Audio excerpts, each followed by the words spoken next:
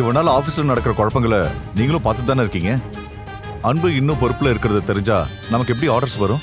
அப்புறம் இருக்கிற ஆர்டர்ஸ் கூட ஒன்னொன்னா கை விட்டு போயிடும்.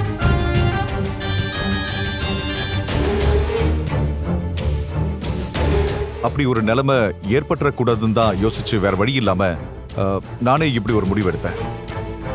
பார்க்கலாம், இது அவன் திருந்துறதுக்கு ஒரு வாய்ப்பா இருக்கும்.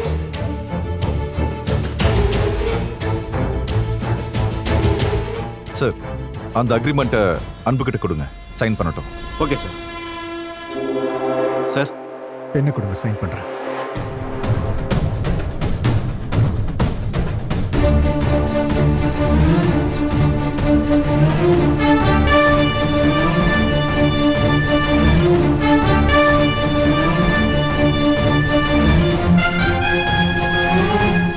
என்னங்க?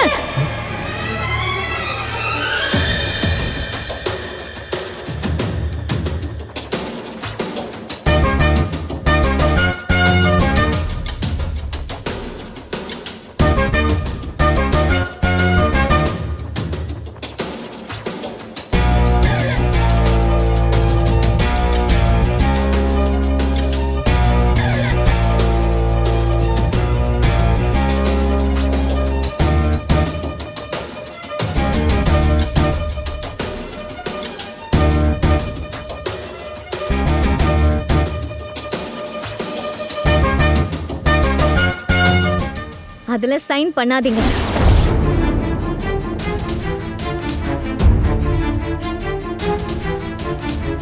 ஏய், சைன் பண்ற நேரத்துல எதுக்கு இப்படி தரங்கல் பண்ற? அவரை பத்தி கொஞ்சம் பேசணும். நீ சொல்லி அவனை பத்தி புதுசா தெரிஞ்சுக்கிறதுக்கு என்ன இருக்கு? அதான் நாங்களே பார்த்துட்டோமே. பார்த்த எதுவுமே உண்மை இல்லை.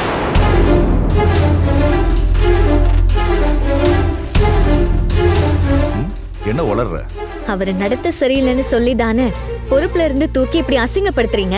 யாரும் அவனை அசிங்கப்படுத்தல. கம்பெனியோட பேரையும் கௌரவத்தையும் அவன் தான் அவமானப்படுத்திருக்கான். அப்படி என்ன அவர் கம்பெனியை அவமானப்படுத்தினாரு? என்ன விளையாடுறியா? அந்த ஃபங்க்ஷன்ல அவன் குடிச்சிட்டு பண்ண கேவலத்தை நீ மறந்துட்டியா என்ன? அவர் தான் குடிக்கவே இல்லையே.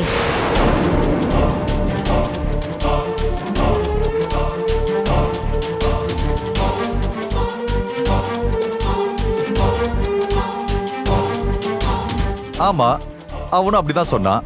அவன் பொண்டாட்டி நீ வேற எப்படி சொல்லுவ? அவன் குடிச்சிட்டு பண்ண அசிங்கத்தை தான் இன்னைக்கு உலகமே பார்த்து சிரிக்குதே. ஒருத்தர் குடிச்சிருக்காருன்னு ஒரு வீடியோவை பார்த்து உங்களால நம்ப முடியும்னா, அப்ப அவர் குடிக்கலங்கிறதையும் லேப் ரிப்போர்ட் காட்டினா இந்த உலகமும் நீங்களும் நம்புவீங்கல்ல? அவனை காப்பாத்துறதுக்காக காசை கொடுத்து ரிப்போர்ட்டை ரெடி பண்ணிட்டியா? இல்ல, சென்னையிலேயே நம்பர் 1 லேப் கொடுத்திருக்கிற ரிப்போர்ட். இந்த ஆதாரத்தை கோர்ட்டே ஏத்துக்கும். உங்களுக்கு இதை ஏத்துக்கிறதுல என்ன கஷ்டம் மாமா?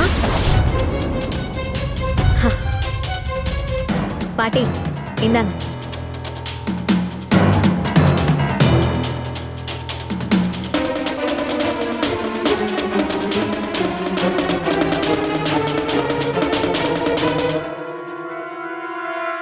அன்னைக்கு அவர் உடம்புல குடிச்சதுக்கான எந்த தடயமும் இல்லைன்னு சொல்லிருக்காங்க பாட்டி. ஆனா அதுக்கு பதிலா அவரோட ரத்தத்துல போதை மருந்து கலந்திருக்கிறதா சொல்லிருக்காங்க.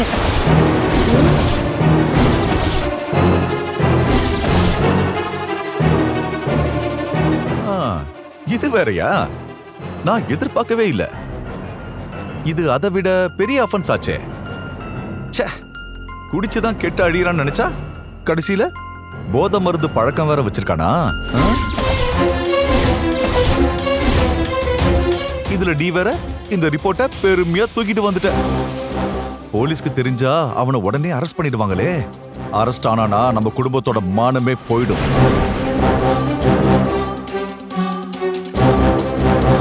போலீஸ் ஸ்டேஷன் குடும்ப மானத்தை பத்தி நீங்க பேசாதீங்க மாமா. ஏன்னா ஏற்கனவே போலீஸ் அவரை அரெஸ்ட் பண்ணதுக்கு காரணமே நீங்க தான்.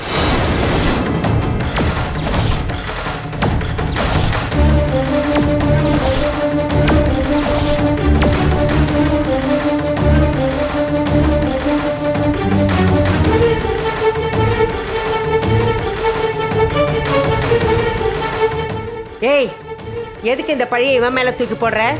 பழி இல்ல பாட்டி, இதுதான் உண்மை. இவருக்கு தொடர்ந்து கார்ப்பரேட் ஆர்டர் கிடைச்சத ஏத்துக்க முடியாத பொறாமையில என் புருஷனோட பேரை கெடுக்கணும்ன்றதுக்காக சாப்பாட்டுல விஷம் கலந்தது வேற யாரும் இல்ல, இவர்தான்.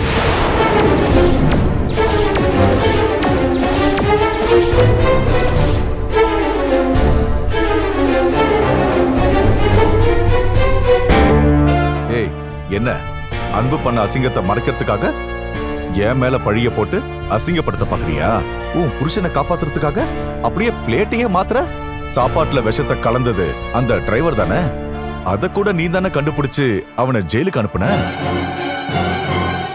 ஆமா மாமா, நீங்க ஜெயிலுக்கு போய் நம்ம குடும்ப மானம் போயிடக்கூடாதுன்னு தான் குமரேசன் அந்த பழியை ஏத்துக்கிட்டு ஜெயிலுக்கு போனாரு.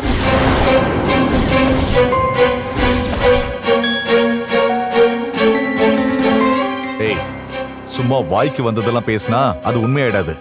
சரி, உன்கிட்ட ஆதாரம் இருக்கா? இருக்கு மாமா.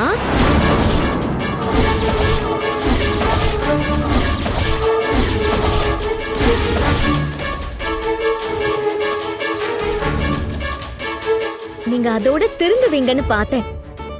ஆனா தொடர்ந்து இப்ப வரைக்கும் என் புருஷனை நீங்க அசிங்கப்படுத்திட்டே தான் இருக்கீங்க. அவர் இப்படி தொடர்ந்து அவமானப்படுறத இதுக்கு மேல நான் எப்படி பார்த்துட்டு இருக்க முடியும்? அதான் வேற வழி இல்லாம இந்த உண்மையை சொல்றேன்.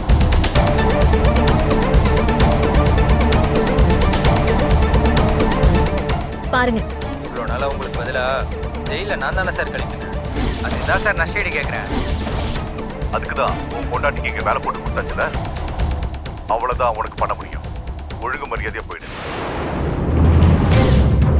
கோர்ட்டில் நான் மட்டும் நீங்கள் சொல்லி தான் லிங்கேஸ்வரன் கம்பெனி சாப்பாட்டில் விஷத்தை கலந்தேன்னு சொல்லியிருந்தேன்னு வைங்களேன், என் கூட சேர்ந்து நீங்களும் தான் சார் ஜெயிலுக்கு வந்திருக்கணும். உங்கள் மானத்தை காப்பாற்ற ஜெயிலுக்கு போய் இப்போ வேலை இல்லாமல் அவ்வளோ கடன்பட்டு நிற்கிறேன் சார்.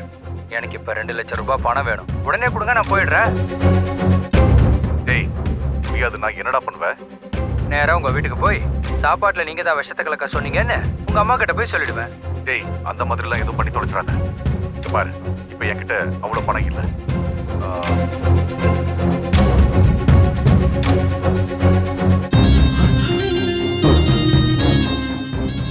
இதா, இதுல 1 லட்சம் ரூபாய் இருக்கு, எடுத்துட்டு போ.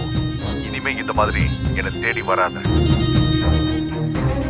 அப்புறம் அன்பு சாருக்கு நீங்கள் ஏதோ பதவி கிடைக்காத மாதிரி செஞ்சீங்களாமே, அது எப்படி சார் செஞ்சீங்க? இங்க பாரு, காசு கேட்ட கொடுத்தாச்சு, அவ்வளவுதான். போய்கிட்டே இரு. சரி சார், டென்ஷன் ஆகாதீங்க. தேங்க்யூ.